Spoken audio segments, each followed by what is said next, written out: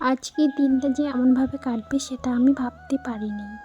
তো hello everyone, আমি কবিতা। আমার ছোট্ট মিনি ব্লগে সবাইকে স্বাগত। তো মুছা কমপ্লিট করে চান করে বাবুর কিছু জামা কাপড় ধুয়ে ঠাকুর পুজো টুজো করে তারপরে হয়ে গেলাম আমার ডিউটিতে জয়েন হওয়ার পরে ওইদিকে ভাত বসাই দিয়ে তরকারিগুলো কাটে নিছি, সবজিগুলো আগেই।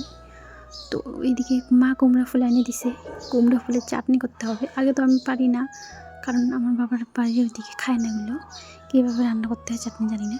কিন্তু মানে শুকটি মাছ দিয়ে করলে নাকি ভালো হয়। তো শুকটি মাছ সব কিছু দিয়ে একটু সিদ্ধ করে নিয়ে টেলজি পিঁয়াজ দিয়ে সব কিছু দিয়ে ভাজে নিয়ে তারপর শিল পাথরে বাটতে হবে, বাটলে হয়ে যাবে চাটনি, কুমড়া ফুলের চাটনি। তোমরা কি খেয়েছো কখনো কুমড়া ফুলের চাটনি? যেহেতু কালকে বাজার ছিল, বাজার থেকে এনেছে শুকনো লঙ্কা, কাঁচা লঙ্কা, রসুন, পেঁয়াজ টিয়াজ এগুলোই। তো লঙ্কার গোটা টোটা ছেড়ে রাখতেছি, কারণ এই সবজি রান্না করলে আর কি তাড়াতাড়ি দেওয়া যায়। শুকনো লঙ্কাগুলো পরিষ্কার করে রাখতেছি, আর ওইদিকে বারে উঠতেছি আর দেখতেছি ভাতগুলো হয়েছে নাকি।